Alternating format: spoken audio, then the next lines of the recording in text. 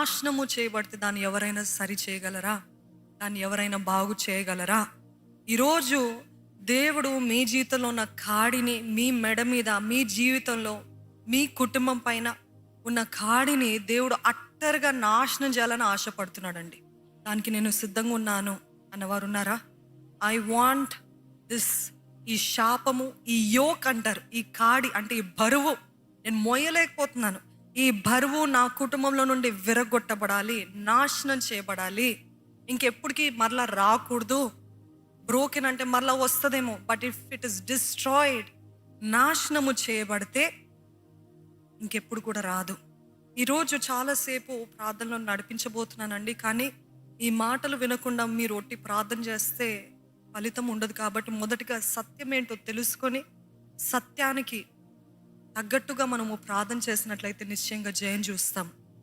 ఇక్కడ చూసినట్లయితే అసీరియలు ఆ మొదటి వచనం చదువుతారా? 24వ వచనము. సియోన్లో నివసించుచున్న నా జనులారా, ఐగుప్తులు చేసినట్టు అష్షూరు కర్రతో నేను కొట్టి నీ మీద తన దండము ఎత్తినను వానికి భయపడకము. కొద్ది కాలమైన తర్వాత నా కోపము చల్లారును, వారిని నాశనము చేయుటకు నా ఉగ్రత తిరుగును. అంటే ఇప్పటి వరకు మీరు దేవుని ఉగ్రతను అనుభవిస్తున్నారేమో, దేవుని కోపాన్ని అనుభవిస్తున్నారేమో. మీ జీవితంలో ఏదైతే మీ జీవితంలో అనుమతించబడిందో, నష్టమో, కష్టమో, తెగుల్లో, ప్రమాదాలో, విషాదాలో, శ్రమలో, ఇవన్నీ అనుమతించబడ్డది. ఎందుకంటే దేవుడు కొన్నిసార్లు ఆయన బిడ్డల్ని దండిస్తాడు. నమ్ముతున్నారా? ఎవరైతే ఆయనని ప్రేమిస్తారో, ఎవరైతే దేవుడు ప్రేమిస్తారో వారిని శిక్షిస్తాడు. తండ్రి ఏ కుమారుణ్ణైతే ప్రేమిస్తాడో ఆ కుమారుణ్ణి శిక్షిస్తాడు. ఈరోజు ఈ దండము, ఈ దెబ్బలు, ఈ శ్రమలు, ఈ బాధ, ఈ బరువు మీరు అనుభవిస్తున్నారు అని అంటే, ఒకవేళ దేవునికి ఇష్టం లేని కార్యములో, దేవుడికి ఇష్టం లేనిది ఏదేదో చేశారేమో, దాని తగ్గట్టుగా దేవుడు శిక్ష అనుమతించాడు, దాని తగ్గట్టు కాన్సిక్వెన్స్ అనుమతించాడు. ఈరోజు నాకు ఇది వద్దు అనటానికి వీలేదు, ఎందుకంటే మనం చేసిన ప్రతిదానికి కూడా ఈక్వల్ అండ్ ఆపోజిట్ రియాక్షన్ ఉంటుంది. అదే రీతిగా ఈరోజు మనకి దేవునికి విరుద్ధంగా చేసిన ప్రతిదానికి కూడా there is something we have to face the consequence.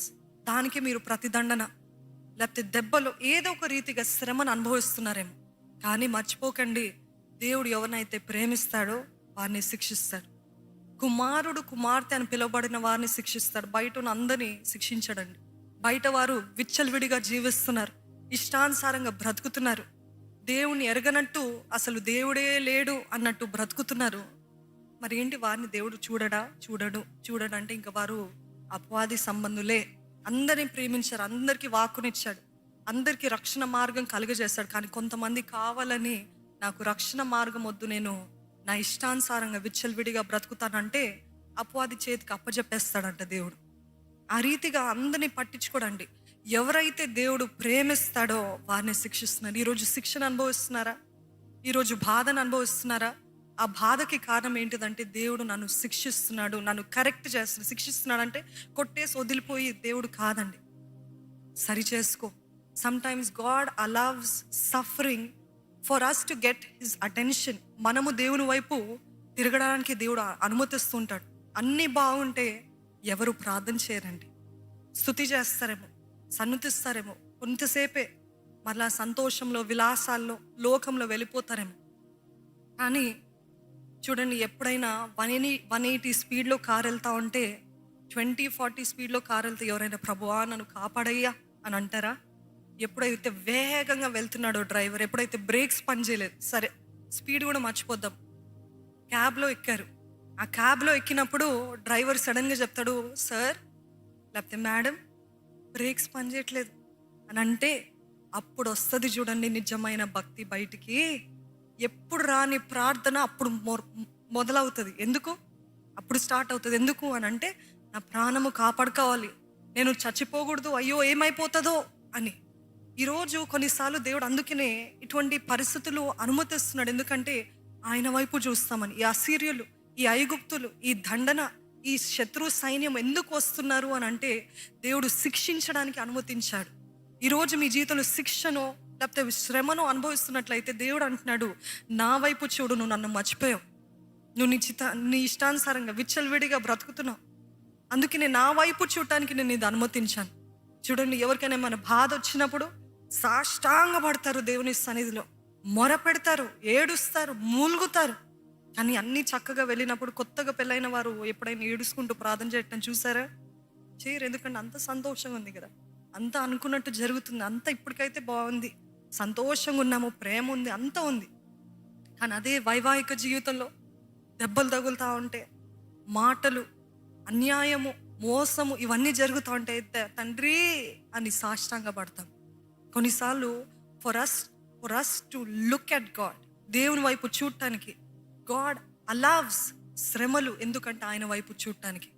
ఈరోజు ఈ అసిరియలు, ఈ శత్రు సైన్యము మన వైపు తిరుగుతున్నారు, మనల్ని దాడి చేస్తున్నారంటే దేవుడు అంటున్నాడు, ఇదిగో నువ్వు నా బిడ్డవి, నా కుమారుడు. నువ్వు ఎంత నా దగ్గర నుండి వెళ్ళిపోయినా, చూడండి, ఒక తండ్రి ఒక కుమారుడిని, ఒక తల్లిదండ్రులు కుమారునో కుమార్తెను కనిన తర్వాత ఆ బిడ్డ వేరే దేశానికి వెళ్ళిపోతాడు. నువ్వు నా తండ్రివి కాదు, నువ్వు నా తల్లివి కాదు, నాకు నువ్వు వద్దు అన్నంత మాత్రాన వారి DNA ఆ బిడ్డలో ఉంటుందా ఉండదా? ఉంటుంది, తప్పకుండా ఉంటుంది. ఆ జీన్స్ ఉంటుందా ఉండదా?